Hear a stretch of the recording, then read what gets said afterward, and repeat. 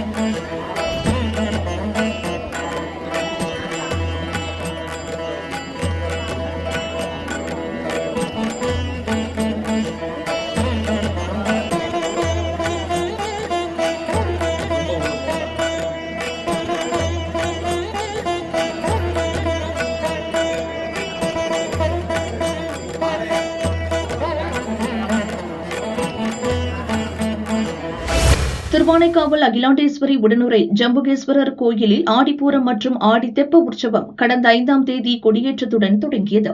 தினசரி அகிலாண்டேஸ்வரி தாயார் பல்வேறு வாகனத்தில் எழுந்தருளி வீதி உலா வந்து பக்தர்களுக்கு அருள் பாலித்து வருகிறார். 6ஆம் திருநாளில் அகிலாண்டேஸ்வரி அன்னை பல்லக்கில் எழுந்தருளி கோயில் யானை அகிலா முன் செல்ல கைலாய வாத்தியங்கள் முழங்க பஞ்சமூர்த்திகளுடன் 4ஆம் பிரகாரங்களில் வீதி உலா வந்து பக்தர்களுக்கு அருள் பாலித்தார். திரளான பக்தர்கள் அம்பாளை மனமுருக வழிபட்டனர். 12ஆம் நாளான 16ஆம் தேதி சூரிய தீர்த்த குளத்தில் பிற்பகல் 2:55 மணிக்கு மேல் 3:45 மணிக்குள் தெப்ப உற்சவம் நடைபெறும்.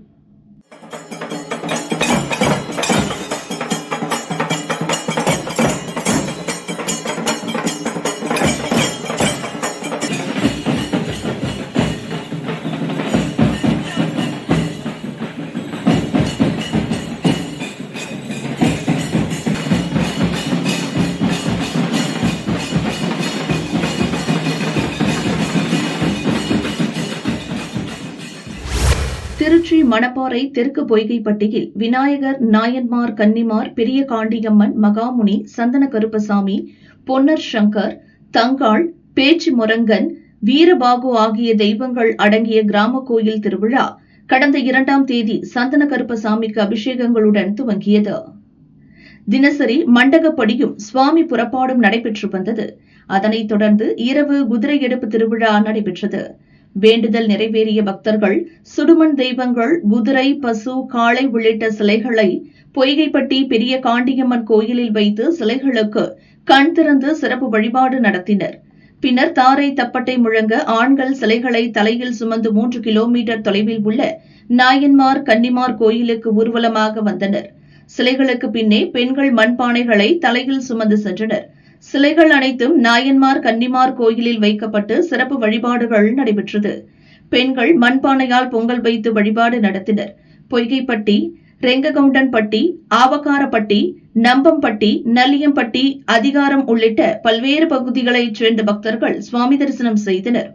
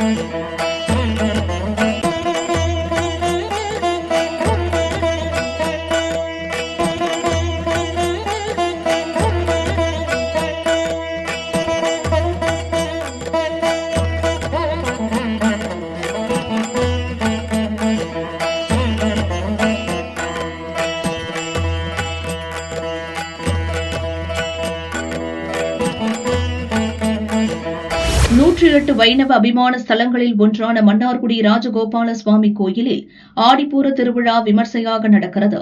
விழாவின் 4ஆம் நாள் ராஜகோபால சுவாமி கருட வாகனத்தில் சேவை சாத்தினார். செங்கமலத்தாயார் சிம்ம வாகனத்தில் எழுந்தருளினார்.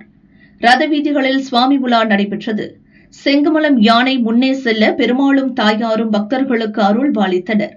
கோயிலை அடைந்ததும் மகா தீபாராதனை காட்டப்பட்டது. கோவிந்தா கோஷம் முழங்க திரளான பக்தர்கள் பெருமாளை தரிசித்து மனமுருகினர்.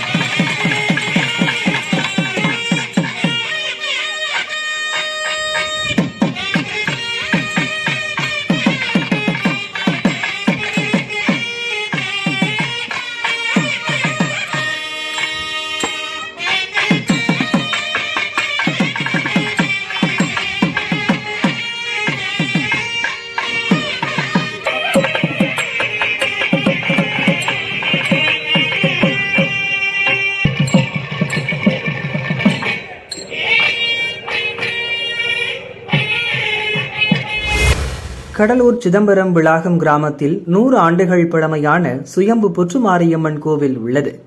ஆடி மாத உற்சவத்தை முன்னிட்டு சிகர நிகழ்ச்சியாக தீமிதி திருவிழா நடந்தது. முன்னதாக ஐயனார் குளக்கரையிலிருந்து அம்மன் கரகம் புறப்பாடானது. மேளதாளம் இசைக்க ஊர்வலமாக வந்து கரகம் கோவிலை அடைந்தது. சிறப்பு வழிபாடு நடந்த பின் நூற்றுக்கணக்கான பக்தர்கள் தீமிதித்து நேர்த்திக்கடன் செலுத்தினர். சர்வ புஷ்ப அலங்காரத்தில் அம்மனுக்கு மகா தீபாராதனை காட்டப்பட்டது. ஓம் சக்தி பராசக்தி கோஷம் முழங்க திரளான பக்தர்கள் அம்மனை தரிசித்து மனமுருகினர்.